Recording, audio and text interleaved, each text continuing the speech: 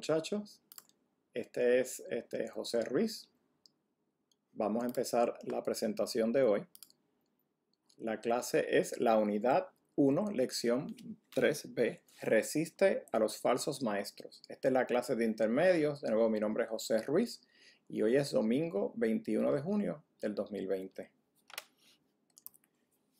El versículo clave es 2 de Pedro 1, del 10 al 11. Así que hermanos, sed tanto más diligentes para hacer firme vuestro llamado y elección de parte de Dios, porque mientras más hagáis estas cosas, nunca tropezaréis, pues de esta manera os será concebida ampliamente la entrada al reino eterno de nuestro Señor y Salvador Jesucristo. Así que lo que queremos empezar a manera de introducción es cuando ustedes escuchan una noticia o una clase o algo, es nuestra responsabilidad, la responsabilidad de ustedes en comprobar si esto sea cierto o no. También la mía. Así es que usualmente lo que vamos es a una fuente de autoridad. Si nos dicen que hay un tiburón, no necesariamente, a veces la realidad es que no es un tiburón, que es otra cosa. La palabra de Dios es la fuente de autoridad en lo referente a Dios mismo. No hay ninguna otra autoridad mayor. Aunque alguien con preparación, con título, con experiencia en la vida cristiana, empezando de mí, cualquier otra persona, diga algo, si eso que se dice no está de acuerdo a la palabra de Dios, no es cierto. Hay algo raro en lo que se trató de transmitir. Así que, ¿cómo podemos reconocer a los falsos maestros? Hay veces que podemos detectar los falsos maestros fácilmente. Hay cosas que, como dicen en Puerto Rico, se caen de la mata. O sea, hay mentiras que son fáciles de ver. Pero muchas veces los falsos maestros no son así. Muchas veces los falsos maestros parecen brillar aún más que los que no son falsos maestros. Así que, ¿cómo podemos detectar a los falsos maestros? Hay veces que con observación y esfuerzo muchas personas dicen o pueden decir si están mintiendo. Esto es un ejemplo de cosas que muchas veces las personas en el servicio secreto, el FBI, en distintas otras agencias, se entrenan para detectar o tratar de ver si una persona puede estar mintiendo o no. Pero para detectar falsos maestros, cuando se trata de las verdades espirituales, tenemos que usar la palabra. ¿Por qué? Miren, ¿cómo podemos detectarlo? Hay cosas que nos dirían o nos dicen que a lo mejor la persona no está diciendo la verdad. En cuanto a lo espiritual, los falsos maestros distorsionan la palabra de Dios. Toman la Biblia y le cambian el significado, le cambian cosas y dicen que hay algo está ahí cuando no está ahí, o dicen que eso se refiere a una cosa cuando se refiere a otra. Los falsos maestros mezclan asuntos paganos con la Biblia y empiezan a hablarte de Dios y terminan hablándote de positivismo y de meditación y de cosas trascendentales y de que te mires a ti mismo y de que el mayor amor que tú tienes es el amarte a ti mismo, y esas cosas cuando tú vas a la Biblia no son ciertas. Hay maestros también, los falsos maestros tienden a dar información incorrecta acerca de Jesús. Y eso es una gran bandera. Cuando empiezan a hablar de Jesús de maneras que no son correctas, de maneras que no están de acuerdo con la Biblia, ya tú sabes que eso es un falso maestro. Otra manera de entender o de ver si una persona es falso maestro o no es si lo que hacen no está de acuerdo a lo que dicen, o si sus palabras no están alineadas con la Biblia, algo no está bien. En 2 de Pedro 1:3 dice, pero se levantaron falsos profetas entre el pueblo, así como habrá también falsos maestros entre vosotros, los cuales encubiertamente introducirán herejías destructoras, negando incluso al Señor que los compró, trayendo sobre sí una destrucción repentina. Muchos seguirán su sensualidad, y por causa de ellos el camino de la verdad será blasfemado, y en su avaricia o explotarán con palabras falsas. El juicio de ellos desde hace mucho tiempo no está ocioso en su perdición dormida. ¿Por qué algunas personas deliberadamente mienten acerca de las cosas espirituales? El versículo 2 dice aquí, por su sensualidad. Estas personas se dejan llevar por la codicia, por el deseo de poder, por el deseo de la influencia. Y haciendo eso, se exaltan a sí mismos y entonces aplastan a sus seguidores. Así es que, ¿qué hacer? ¿Qué hace a los falsos maestros tan engañosos? Ellos aparentan ser muy santos y amables. Usan medias verdades y dejan las personas desilusionadas cuando la verdad entonces sale a flote. Justifican su avaricia y con el tiempo esto los hace insensibles al dolor. Se acostumbran a justificarlo y después de un tiempo ya ni les duele decir información falsa y aún la justifican. ¿Por qué parece entonces preguntamos que a Dios a veces deja sin castigo a los falsos maestros? Miren, el versículo 3 dice, y en su avaricia os explotarán con palabras falsas. El juicio de ellos desde hace mucho tiempo no está ocioso ni su perdición dormida. Muchachos, el juicio de los falsos maestros viene, y el Señor se encargará de eso. Dios lo hace bien claro. Y aún así, es más todavía, en Santiago 3.1 hay una advertencia a todos los maestros, inclusive a los maestros que no son falsos. Dice que no os hagáis muchos de vosotros maestros, sabiendo que recibiremos un juicio más severo. Así que de por sí, por tomar una posición de maestro en las cosas espirituales, ya de por sí uno tiene un juicio mayor que las demás personas. Imagínense los falsos profetas, o los falsos maestros, mejor dicho.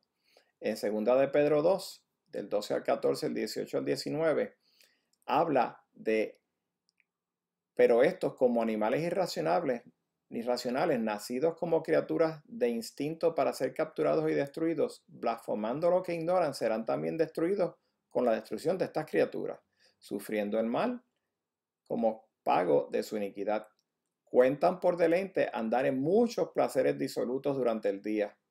Son manchas e inmundicias, deleitándose en sus engaños, mientras banquetean con vosotros. Tienen los ojos llenos de adulterio y nunca cesan de pecar.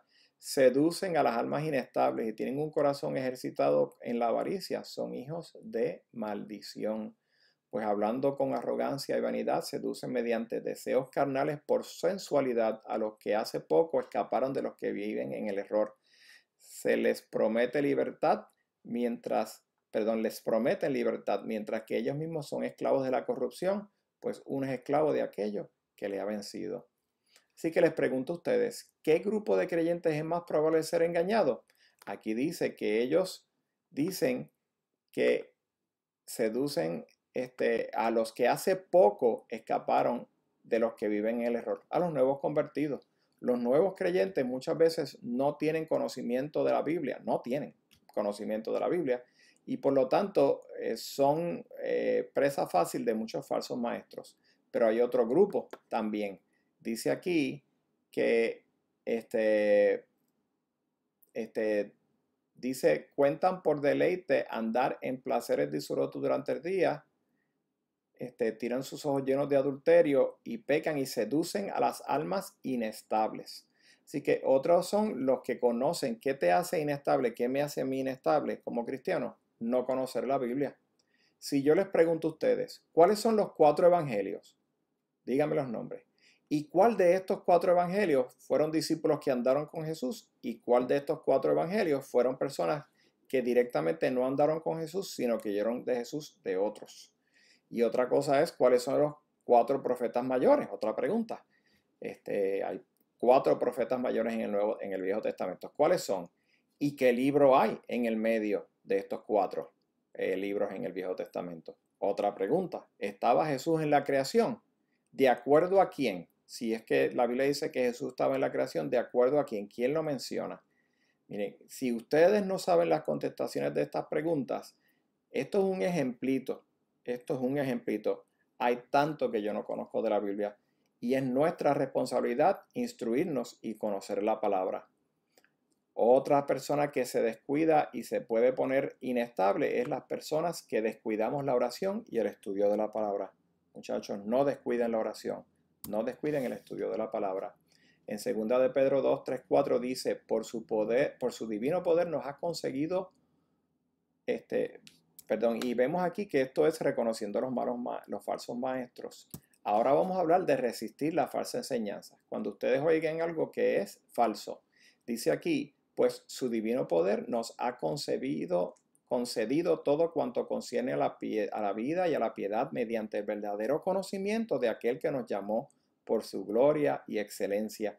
por medio de las cuales nos ha concedido sus preciosas y maravillosas promesas, a fin de que por ellas lleguéis a ser partícipes de la naturaleza divina, habiendo escapado de la corrupción que hay en el mundo por causa de la concupiscencia. ¿Por qué es importante conocer a Dios cuando las normas corruptas son presentadas como algo bueno? ¿Por qué es importante? Miren muchachos, el conocimiento de Dios, en el versículo 3 lo vemos, es la primera defensa contra las falsas enseñanzas. Tenemos acceso al poder de Dios porque lo conocemos, de nuevo en el versículo 3. Y este conocimiento nos ayuda a no ser engañados y resistir la tentación. Muchachos, conozcan a Dios. Otra manera de resistirla, en Primera de Pedro, mejor dicho, 1 del 5 al 9 dice: por esta razón, también obrando con toda diligencia, añadid a vuestra fe virtud, a la virtud conocimiento, al conocimiento dominio propio, al dominio propio perseverancia, y a la perseverancia piedad, a la piedad fraternidad, y a la fraternidad amor. Pues estas virtudes, al estar en vosotros y al abundar, no os dejarán ociosos ni estériles en el verdadero conocimiento de nuestro Señor Jesucristo, porque el que carece de estas virtudes es ciego o corto de vista, habiendo olvidado la purificación de sus pecados. Así que, ¿qué repercusión en nuestras vidas resulta la palabra añadid? Aquí vemos que es añadid. Cuando se nos dice añadid, es un mandato para que nos esforcemos. Requiere una decisión y una acción. Es una cosa que tenemos que decidir hacer. Es trabajar cada día más en ser como Jesús. ¿Y qué cosas tenemos que añadir? Vemos a la fe: virtud, conocimiento, dominio propio, perseverancia, piedad, amor, fraternidad y amor. De estas cosas quiero destacar a la palabra virtud. La virtud aquí no se refiere como algo pasivo, oh, qué virtuoso. La virtud que se refiere aquí es más bien un acto heroico que sobresale por experiencia. Es echar hacia adelante en nuestra actitud de conocer a Dios, en nuestra fe. Y esa es la clase de virtud que se nos pide aquí. Así es que en el versículo 9 dice: el que carece de estas virtudes es ciego o corto de vista. Muchachos, no seamos ciegos, porque entonces nos olvidamos de donde Dios nos ha rescatado. Continuamos resistiendo la falsa enseñanza. En segunda de Pedro 2, 9 al 11 dice: el Señor entonces sabe rescatar de la tentación a los piadosos y reservar a los injustos bajo castigo para el día de juicio, especialmente a los que andan tras las carnes en sus deseos corrompidos y desprecian la autoridad. Atrevidos y obstinados, no tiemblan cuando blasfeman de las majestades angélicas, cuando los ángeles, que son mayores en fuerza y en potencia, no pronuncian juicio injurioso contra ellos delante del Señor. Así es que, como una mala actitud de las personas de autoridad hacia las personas de autoridad puede tener un efecto espiritual negativo. Miren muchachos, la falta de respeto, esto se ve en estos versículos que leímos. La falta de respeto a la autoridad expresa arrogancia. Una persona que es arrogante es altanero, soberbio, altivo, de apetito desordenado, y de querer ser preferido por los otros. Si somos arrogantes, creemos que no necesitamos a Dios. Y cuando entonces creemos que no necesitamos a Dios, esto abre paso a que Satanás introduzca una falta de respeto a las autoridades, a las cosas sagradas. Seamos respetuosos a la autoridad, y ese respeto empieza en la casa, con papi y mami, con mi hermano mayor, con mi tío, mi abuelo, en la casa. Ahí es que empieza el respeto.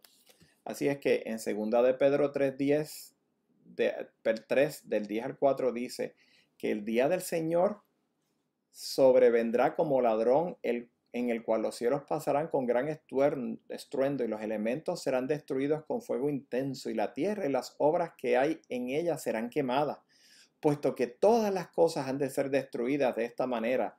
¿Qué clase de personas no debéis ser vosotros en santa conducta y en piedad, esperando y apresurando la venida del día de Dios, en la cual los cielos serán destruidos por fuego, y los elementos se fundirán con intenso calor? Pero según su promesa, nosotros esperamos nuevos cielos y nueva tierra, en los cuales mora la justicia. Por tanto, amados, puesto que aguardáis estas cosas, procurad con diligencia ser hallados por Él en paz, sin mancha e irreprensible. Muchachos, no le tengan miedo a la segunda venida del Señor. El Señor va a venir y cuando venga la segunda venida, esta segunda venida va a ser gloriosa y va a haber un cielo nuevo y una tierra nueva más tarde para esperarnos y estar allí. Eso va a ser liberación para nosotros. Pero definitivamente tenemos que vivir la vida entendiendo que Cristo va a venir y que Cristo pronto va a venir. Y entonces es nuestro deber procurar diligentemente ser hallados por Él en paz, sin mancha e irreprensible. Así es que añade más del versículo del 8 al 9. Pero amados, no ignores esto, que para el Señor un día es como 1000 años y 1000 años como un día. El Señor no se tarda en cumplir su promesa, según algunos entienden la tardanza, sino que es paciente para con vosotros, no queriendo que nadie perezca, sino que todos vengan al arrepentimiento. No nos dejemos engañar por las personas que dicen que si Jesús no ha venido en más de 2000 años, que eso nunca va a volver. Jesús viene, está escrito, es una promesa, Jesús mismo lo dijo. Así que para Dios, miren muchachos, sed tanto diligentes para hacer firme vuestro llamado y elección de parte de Dios. Porque mientras hagáis estas cosas, nunca tropezaréis, pues de esta manera os será concebida ampliamente al reino eterno de nuestro Señor y Salvador Jesucristo. El llamado que yo les hago hoy, esto está en 2 de Pedro 1, del 10 al 11, es, muchachos, en esta semana propónganse conocer a Dios, propónganse desarrollar cualidades santas, estudiar la palabra de Dios, evitar las actitudes de orgullo y esperar la venida de Cristo con gozo y esperarla con deseo y trabajo. La clase que viene se titula Conocer a Dios. Así que vamos a poder conocer a Dios y vamos a poder aprender más de quién es. Y esto nos va a ayudar, como dice aquí, a resistir la enseñanza. Así, el Señor de nuevo no tarda en su promesa. Así es que para Dios un día es como 1000 años y 1000 años como un día. El Señor no tarda en cumplir su promesa, muchachos. Dios los bendiga. Vamos a conocer a Dios en esta semana más y a desarrollar esas cualidades santas. Dios los bendiga.